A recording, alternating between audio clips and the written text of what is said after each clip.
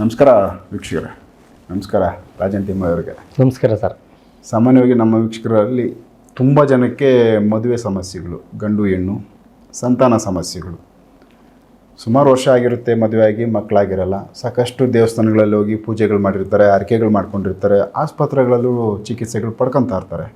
ಆದರೂ ಕೂಡ ಸಂತಾನಕ್ಕೆ ಗ್ಯಾಪ್ ತೊಗೊಳುತ್ತೆ, ಸುಮಾರು ದಿನ ಲೇಟ್ ಆಗುತ್ತೆ. ಸೊ ಇವೆಲ್ಲ ಒಂದಷ್ಟು ತೊಂದರೆಗಳು ಅನುಭವಿಸ್ತಾವ್ರೆ ಒಂದು.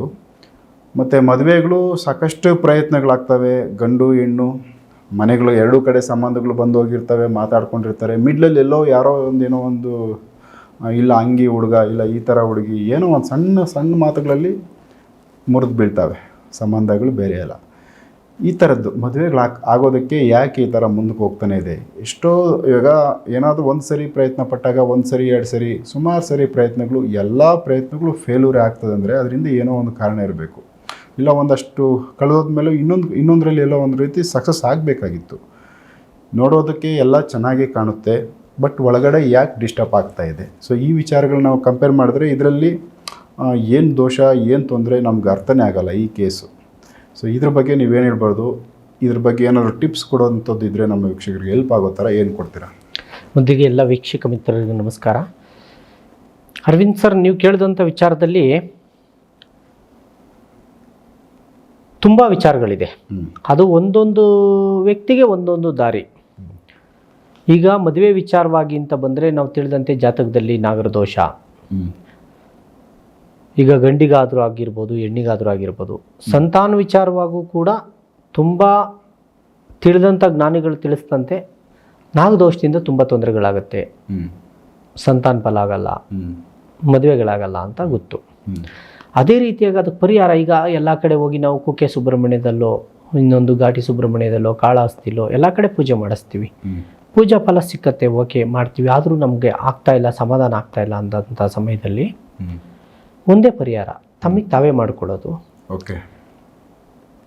ಅವ್ರ ಮನೆ ಹತ್ರ ಅವರಿರೋ ಆಜು ಬಾಜಲ್ಲಿ ಎಲ್ಲಾದರೂ ಉತ್ತದ ಮೇಲೆ ಬಿಳಿ ಎಕ್ಕದ ಗಿಡ ಇರಬೇಕು.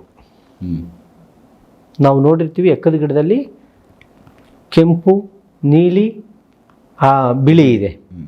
ಅದರಲ್ಲಿ ಬಿಳಿ ಎಕ್ಕದ ಗಿಡ, ಉತ್ತದ ಮೇಲೆ ಬಿಳಿ ಎಕ್ಕದ ಗಿಡ ಇರ್ತಕ್ಕಂಥ ಜಾಗ ಹುಡುಕಿ ಬೆಳಗಿನ ಜಾವ 5 ಗಂಟೆಗೆ ಎದ್ದು ಯಾರ ಜೊತೆನೂ ಮಾತಾಡದಂತೆ, ಅದಕ್ಕೇನು ಬೇಕು ಶುದ್ಧಿಯಾಗಿ ನಾವು ಪೂಜಾ ಸಾಮಗ್ರಿಗಳನ್ನ ಹೊಂದಿಸ್ಕೊಂಡು ಅಲ್ಲಿಗೆ ಹೋಗಿ ಆ ಉತ್ತಕ್ಕೆ ಬಿಳಿ ಎಕ್ಕದ ಗಿಡಕ್ಕೆ ಸೇರಿಸಿ ಒಟ್ಟಿಗೆ 9 ಎಳೆ ಒಂದು ರೌಂಡು ಸೂತ್ರನ ಉತ್ತಕ್ಕೆ ಎಕ್ಕದ ಗಿಡಕ್ಕೆ ಬಿಟ್ಟು ಅದನ್ನು ಪೂಜೆ ಮಾಡಿ ಒಂದು 5 ದಿವಸ 9 ದಿವಸ ಯಥಾಶಕ್ತಿ ನಿಮ್ಮ ಕೈಲಾದಷ್ಟು ಅದನ್ನು ಪೂಜೆ ಮಾಡಿ, ಪೂಜೆ ಆದ ನಂತರ ಲಾಸ್ಟ್ ದಿವಸ ಯಾರೋ ಒಂದಷ್ಟು ಜನಕ್ಕೆ ಅನ್ನದಾನ ಮಾಡಬೇಕು.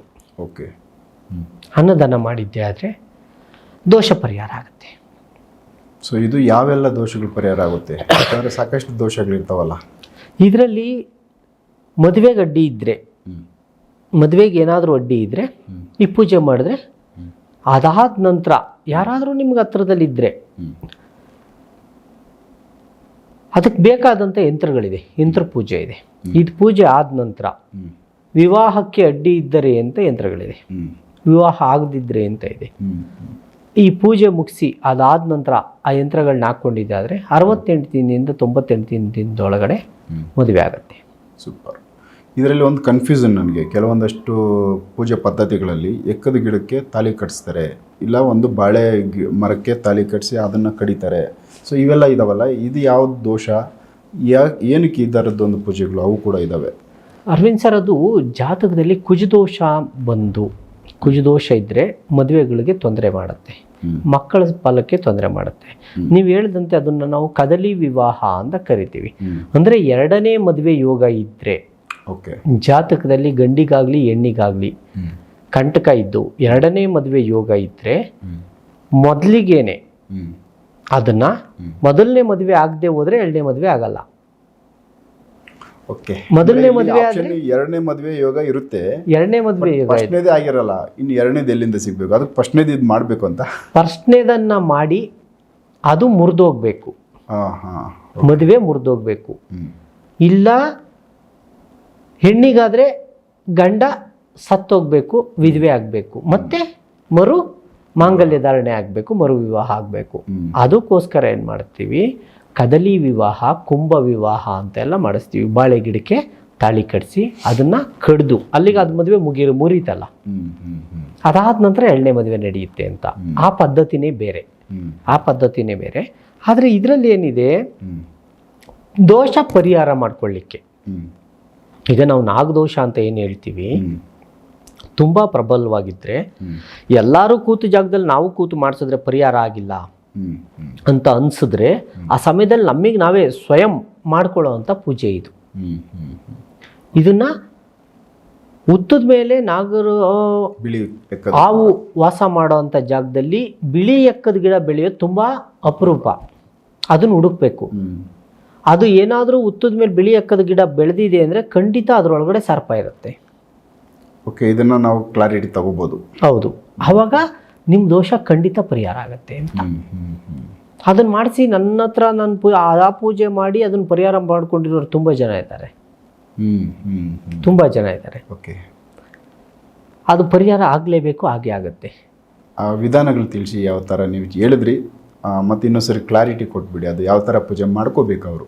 ಬೆಳಗಿನ ಜಾವ 4:15 ಎದ್ದು ಬ್ರಾಹ್ಮಿ ಮುಹೂರ್ತದಲ್ಲಿ ತಲೆ ಸ್ನಾನನೇ ಮಾಡಬೇಕು. ತಲೆ ಸ್ನಾನ ಮಾಡಿ ಯಾರನ್ನೂ ಮಾತನಾಡಿಸ್ಬಾರ್ದು. ಆ ಪೂಜೆ ಮುಗಿಯೋವರೆಗೂ ಮೌನ ವ್ರತ.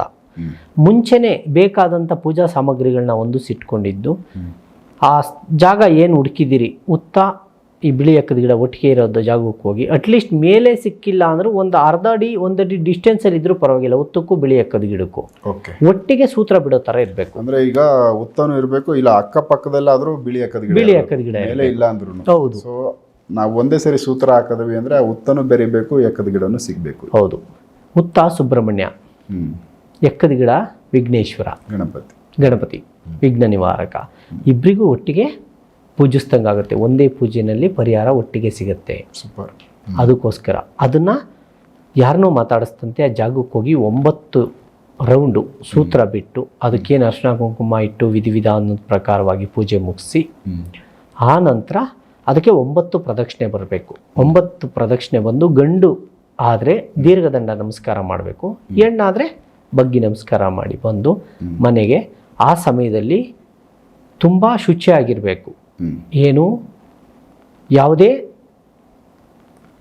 ಕೆಟ್ಟ ಕೆಲಸಗಳನ್ನ ಮಾಡಬಾರ್ದು. ಅಂದರೆ ಮದ್ಯಪಾನ ಮಾಡೋರು ಗಂಡು ಮಕ್ಕಳಿದ್ರೆ, ಅಭ್ಯಾಸ ಇದ್ದರೆ ಮಾಡಬಾರ್ದು. ಹೆಣ್ಮಕ್ಳುಗಳು ಕೂಡ ತುಂಬ ಶುದ್ಧವಾಗಿರಬೇಕು. ಬೇರೆಯವ್ರ ಮನೆಗೆ ಹೋಗೋದು, ಬೇರೆಯವ್ರ ಮನೆ ಎಂಜಿಲ್ ಊಟ ಮಾಡೋದು, ಅಂದರೆ ಬೇರೆಯವ್ರು ಯಾರೋ ಮಾಡಿಕೊಟ್ಟಿದ್ದು. ಕಾರಣ ಏನಂದರೆ ಬೇರೆಯವ್ರ ಮನೇಲಿ ಹೋದಾಗ ಅವ್ರು ಶುದ್ಧವಾಗಿದ್ದಾರೆ ಅಂತ ಗೊತ್ತಿರಲ್ಲ ನಮಗೆ. ಇಲ್ಲ ಅವ್ರ ಮನೆಗೆ ಯಾವ್ದಾದ್ರು ಸೂತ್ಕ ಇರ್ಬೋದು, ಏನಾದರೂ ಒಂದಾಗಿರ್ಬೋದು. ಇದು ಡಿಸ್ಟರ್ಬ್ ಆಗುತ್ತೆ ಪೂಜೆಗೆ. ಅದಕ್ಕೋಸ್ಕರ ಏನು ಮಾಡಬೇಕು, ತನ್ನ ಮನೆಯಲ್ಲಿ ತನಗೆ ಬೇಕಾದಂಥ ಅಡುಗೆನ ತಾನೇ ಮಾಡಿ ಊಟ ಮಾಡೋದು ಒಳ್ಳೆಯದು. ಅದಾದ ನಂತರ ಅಲ್ಲಿವರೆಗೂ ಕೂಡ ಯಾರೇ ಆದರೂ ಈಗೇನು ಮಾಂಸ ಪ್ರಿಯರಿದ್ದರೆ ಅದನ್ನು ಬಳಸಬಾರ್ದು. ತುಂಬ ಶುದ್ಧವಾಗಿದ್ದು ಯಾವುದೇ ಮಾಂಸ, ಎಣ್ಣೆ, ಮತ್ತೊಂದು ಮಗದೊಂದು ಯಾವುದನ್ನು ಬಳಸ್ತಂತೆ ಒಳ್ಳೆ ರೀತಿಯಲ್ಲ ಪೂಜೆ ಮುಗಿಸಿದ್ದೆ ಆದರೆ ಆ ಪೂಜಾ ಫಲ ಖಂಡಿತ ಸಿಗುತ್ತೆ.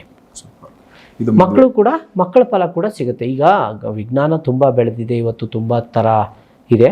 ನಾವು ಅವ್ರನ್ನ ಯಾವುದೇ ರೀತಿಯಾಗಿ ವಿರೋಧವಾಗಿ ಮಾತಾಡೋದಲ್ಲ. ಏನಾದರೂ ಅದಕ್ಕೆ ದೈವ ಬಲನೂ ಬೇಕು. ಈಗ ಯಾರೇ ಒಬ್ಬ ಡಾಕ್ಟ್ರು ಆಪರೇಷನ್ ಮಾಡ್ತೀನಿ ಅಂದರು, ಇಲ್ಲ ಏನೋ ಒಂದು ಪ್ರಯೋಗ ಮಾಡ್ತೀನಿ ಅಂದರು, ಕೈ ಮುಗಿತಾನೆ, ಎಲ್ಲ ದೇವ್ರಿಗೆ ಬಿಟ್ಟಿದ್ದಪ್ಪ, ನಾನು ಮಾಡೋ ಪ್ರಯತ್ನ ನಾನು ಮಾಡಿದ್ದೀನಿ, ಎಲ್ಲ ದೇವ್ರಿಗೆ ಬಿಟ್ಟಿದ್ದು, ನಿನ್ನ ಕರ್ಮ ಅನ್ನೋ ಫಲವಾಗಿ ನಿಂಗೆ ಸಿಕ್ಕತ್ತೆ ಅಂತ ಹೇಳ್ತಾರೆ. ಅದೇ ರೀತಿಯಾಗಿ ಈ ಪೂಜೆ ಮಾಡಿದ್ದೆ ಆದರೆ ಖಂಡಿತ ಫಲಗಳು ಸಿಗುತ್ತೆ. ಅದರಲ್ಲಿ ಮದುವೆಗೂ ಆಗುತ್ತೆ, ಮಕ್ಕಳ ವಿಚಾರಕ್ಕೂ ಆಗುತ್ತೆ. ಒಂದೇ ಪೂಜೆ ಇದರಲ್ಲಿ. ಯಾಕೆಂದ್ರೆ ಎರಡೂ ಒಟ್ಟಿಗೆ ಬರುತ್ತಲ್ಲ. ಸುಬ್ರಹ್ಮಣ್ಯ ಗಣಪತಿ ಇಬ್ಬರದು ಒಟ್ಟಿಗೆ ಪೂಜೆ ಬರೋದ್ರಿಂದ ಗಣಪತಿ ಪೂಜೆ ಮಾಡಿದ್ಮೇಲೆ ಯಾವುದೇ ವಿಘ್ನಗಳೇ ಇರಲ್ಲ, ಎಲ್ಲ ಪರಿಹಾರ ಆಗುತ್ತೆ. ಅದೇ ರೀತಿಯಾಗಿ ಬರುತ್ತೆ. ಸೂಪರ್ ಚೆನ್ನಾಗಿದೆ. ಇದು ತುಂಬ ಈಸಿ ಮೆಥಡು, ಅವರೇ ಮಾಡ್ಕೋಬೇಕು. ಹೌದು. ಸೊ ಇದು ಅರ್ಲಿ ಮಾರ್ನಿಂಗ್ ಯಾರ ಜೊತೆ ಮಾತಾಡ್ದಂಗೆ. ಸೊ ಎಷ್ಟು ದಿನ ಮಾಡಬೇಕು? 9 ದಿವಸ. 9 ದಿನ ಡೈಲಿ 9 ಪ್ರದಕ್ಷಿಣೆ. ಡೈಲಿ 9 ಪ್ರದಕ್ಷಿಣೆ. ಸೊ ಯಾವ ವಾರ ಶುರು ಮಾಡಬೇಕು ಅಂದಾಜು? ಶುರು ಮಾಡೋದಾದರೆ 5 ದಿವಸ ಮಾಡೋದಾದರೂ ಓಕೆ. ಕೊನೆಗೆ ಬಂದು ನಿಲ್ಲೋದು ಅದು ಲಾಸ್ಟ್ಗೆ ಗುರುವಾರಕ್ಕೆ ನಿಲ್ಲೋ ಥರ ನೋಡ್ಕೋಬೇಕು. ಗುರುವಾರ ನಿಲ್ಲಬೇಕು, ಕ್ಲೋಸ್ ಆಗಬೇಕು. ಸೊ ಅದು ಯಾವ ವಾರ ಶುರು ಆದರೂ ಪರವಾಗಿಲ್ಲ. ಗುರುವಾರಕ್ಕೆ ನಿಲ್ಲೋ ಥರ ನೋಡ್ಕೋಬೇಕು. ಕೊನೆ ದಿವಸ ಒಂದು ಕೈಲಾದಷ್ಟು ಯಾರಿಗಾದ್ರೂ ಒಂದು ಅನ್ನದಾನ ಮಾಡಬೇಕು. ಅಲ್ಲೇ ಮಾಡಬೇಕಾ? ಮನೆಯಲ್ಲಿ ಬಂದು ಎಲ್ಲಿ ಬೇಕಾದ್ರೂ, ಇಲ್ಲ ದೇವಸ್ಥಾನದ ಹತ್ರ ಎಲ್ಲಿ ಬೇಕಾದ್ರೂ ಹೋಗಿ ಮಾಡ್ಬೋದು. ಸೊ ಆಪ್ಷನ್ ಇದೆ. ಇದಾದ ನಂತರ ನಾನು ತಿಳಿಸಿದಂತೆ ಯಾರಾದರೂ ತಿಳಿದಿರೋರ ಹತ್ರಕ್ಕೆ ಹೋಗಿ ಒಂದು ಯಂತ್ರ ಪದ್ಧತಿನಲ್ಲಿ ಒಂದು ಆ ವಿಘ್ನ ನಿವಾರಣೆ ಆಗಲಿ ಅಂತ ಒಂದು ಯಂತ್ರ ಹಾಕಿಸ್ಕೊಳ್ಳೋದು ಭಾಳ ಒಳ್ಳೆಯದು. ಸೊ ಇದಕ್ಕೂ ಕೂಡ ಯಂತ್ರ ಹಾಕ್ಬೋದು? ಖಂಡಿತ ಸರ್. ನಾನು ನಿಮಗೆ ಹೇಳ್ತೀನಲ್ಲ, ನಾವು ವಿಜ್ಞಾನಕ್ಕಿಂತ ದೊಡ್ಡವರು ಅಂತ ನಾನು ಇಲ್ಲಿ ಹೇಳ್ತಾ ಇಲ್ಲ. ಅದು ಅವರವರ ಇದಕ್ಕೆ ಬಿಟ್ಟಿದ್ದು, ಅವರ ಅನುಭವಕ್ಕೆ ಬಿಟ್ಟಿದ್ದು. ಯಂತ್ರದಿಂದ ಎಲ್ಲ ಸಾಧ್ಯ.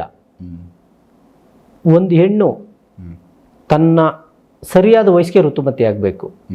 ಎಲ್ಲರಿಗೂ ಗೊತ್ತಿದ್ದಂತೆ 13 ವಯಸ್ಸಿಗೆ, ಈಗೆಲ್ಲ 14 ವಯಸ್ಸು, 13 ವರ್ಷ, 12 ವರ್ಷಕ್ಕೆಲ್ಲ ಆಗ್ತಾ ಇದ್ದಾರೆ. ಆಗದೆ 20 ವರ್ಷ, 25 ವರ್ಷ, 30 ವರ್ಷ ಇರೋರಿದ್ದಾರೆ. ಯಂತ್ರ ಹಾಕಿ ಒಂದು ಗಿಡಮೂಲಿಕೆ ಸಣ್ಣ ಚೂರ್ಣ ಕೊಟ್ಟು ಬರೀ 3 ದಿನದಲ್ಲಿ 25 ವರ್ಷದ ಯುವತಿ ಬರೀ 3 ದಿನದಲ್ಲಿ ಮತ್ತೆ ಋತುಮತಿ ಆಗಿರುತ್ತಿದೆ. ಸೂಪರ್. ಯಂತ್ರಕ್ಕಿರೋ ಶಕ್ತಿ. ಬೇಕಾದ್ರೆ ಎದುರುಗಡೆ ಮಾತಾಡಿಸ್ಕೊಡ್ತೀನಿ ನಾನು ಅವ್ರನ್ನ. ಸೊ ಈ ಥರ ಕೇಸ್ ಅಟೆಂಡ್ ಮಾಡಿದ್ದೀರಾ? ಖಂಡಿತ. ಮದುವೆ ಆಗಿದೆ, ನಿಮಗೆ ಗೊತ್ತಿರಲಿ, ಋತುಮತಿ ಆಗದೆ ಇರೋ ಹೆಣ್ಣು ಮದುವೆ ಆದರೆ ಪ್ರಯೋಜನ ಇಲ್ಲ.